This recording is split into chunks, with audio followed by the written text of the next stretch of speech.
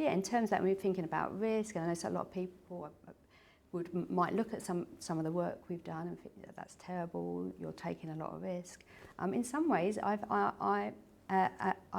in some instances, I feel that there's more risk giving it to somebody who's actually okay. Mm-hmm. There's a chance we could tip them into those things. But these people, their daily experience, their daily functioning, living experience is pretty risky as well. Mm-hmm.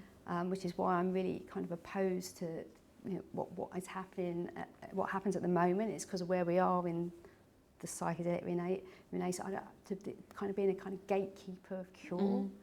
Mm. I speak about that in one of my blogs. It's just, who are we to decide, you can have it. But it doesn't mean that we're foolhardy and just do it. There's a lot of thought, and I imagine, and I know, because Gina's my mentor, how much thought went into that, and we would already be thinking what happens if it doesn't work, if it gets worse, and also, so for me, so if I screen somebody and we can identify the risks, and we'll talk about it.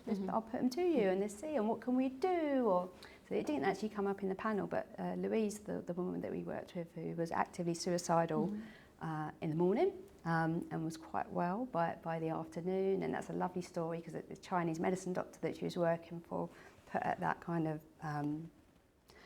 urgent call. And anyway, cut a long story short, we did that work, but in part of her screening, one of the things I said was, we need to find a therapist who's outside of this work, who's going to hold you, who I'm going to refer you back to. And that was really difficult. She went to several therapists, and the first few were that, no, you're taking drugs.